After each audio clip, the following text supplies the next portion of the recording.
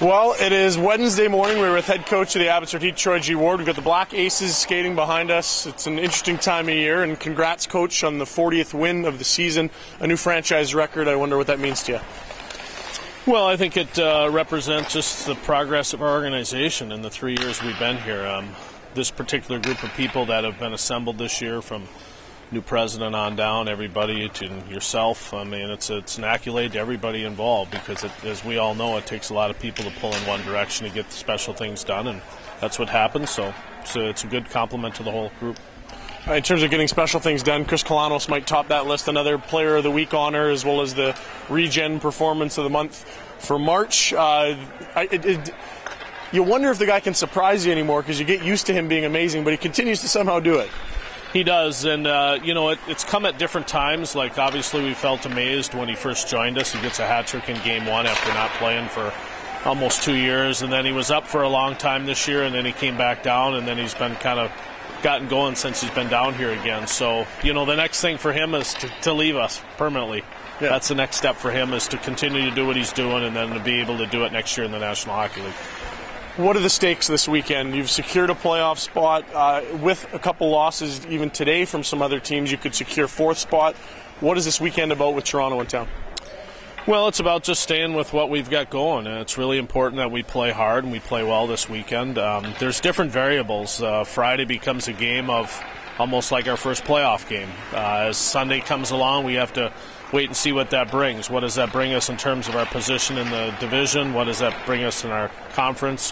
Where are we at? Where are our injuries at? What is the next step for this team? So we'll just take it one day at a time, but like we have all year, and we'll try and finish every day 1-0, and we'll see where we go from there. Is it an opportunity to rotate some veterans through? Because I know it's awfully tough getting 9 guys through those 6 slots. Well, it certainly will be a part of the process that we sit down as a coaching staff and evaluate where we're at with that. I mean, I'm just a big believer at this time of year. You go with what's working and what's right, and it's a little easier to understand where you're on, which page you're on as a player and as a staff and your team. I just think your identity is pretty clear, and we've always said, like, if you have a good late push in March, April brings good things, and we feel comfortable with where we're at. So we're more apt to just keep it tight than we are to just spread the wealth a little bit. But like I said, we'll examine that a little bit further later in the weekend. You've been hesitant about welcoming players back, be it from injury, be it from reassignment. You get Leland Irving back as a father, and before he was not. What does it mean for him, and is there adjustment that has to be made for him? Is that something that might be tough to come back from? Well, I think, as we all know, we'll all handle it a little bit differently as people, and for him and Ashley, it's a wonderful time in their life, and just been, I'm sure, just a tremendous week. I've spoken a little bit with them. And most importantly, I think for Leland, just a sense of relief. Like, I look at it as kind of a conclusion to 2 things. One, he hasn't played for us now in a while again, and he's brought his year to conclusion in Calgary, so that's kind of out of his mind. And then he's got the conclusion of having their baby, and that's now out of his mind, and he's had a good week of preparation. So, as he prepares to go forward, we look to have him as a big part of the success that we do in the next couple of weeks. What about these guys out here behind us, the Black Aces? What are the reports from them, or do you not really want to check in unless you need to check in? And when do you sort of reach into this pile if you decide to? Well, good points. We treat them just like they're everybody else. We're a little bit more thorough maybe than some people are with Black Aces. I don't know. I can only act as if like we're in our own house, and we are. And so they're out here. We coach them every day just like they're part of the team. It's just a smaller group, so we're trying to get some system work done, trying to get them ready to come into the piece of the team whenever they need to be.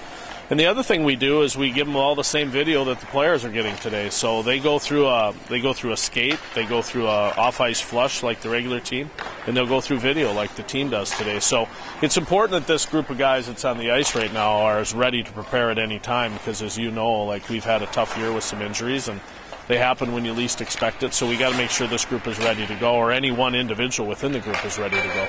Seems to me like you've been using time with the big group as a bit of a carrot as well. When guys perform well here, they might get a few practices with the big team. Yeah, we've sprinkled the young guys in here a little bit. We'll sprinkle a few more in here today that weren't on the trip with us in Charlotte this last weekend. And just kind of keep their their taste buds wet a little bit, and making sure that they understand that the only way to really understand how we're doing and what we're doing is to really get on the ice with the guys and get them out of the small group situation that they're in out here right now, and and trying to keep them going in the right direction. So we'll try and look at that in the next few days. Finally, Toronto, I'm sure you've looked a lot at them. The points aren't, I guess, the pinnacle, but the process is always something you're focused on, and what do they provide as a challenge? Well, huge challenge, Ryan. This is it's a mile marker for the year. Like, we've been absolutely demolished by Toronto twice, and that's fair to say, and that's a credit to the Toronto Marlies. But, you know, like, we're not apt to give any more credit. Like, it's time to bring this to a different level for our team. And regardless of what team we've had when we played them the 2 times in Toronto, they've had a different team, and now we meet again at the last point in the season. And it's a mile marker for where we've come in the last couple of weeks and the last month as a team. And so I'm anxious to see that we provide an atmosphere that's difficult for them to play in one where we have great maturity and our competitiveness, and we don't get too high and we don't get too low, and we just stay with what we've been doing. But it is a mile marker for our season to see how much we've grown. We look forward to Friday and Sunday's games. Thanks for your time, Coach. We'll do it again next week. Thanks much.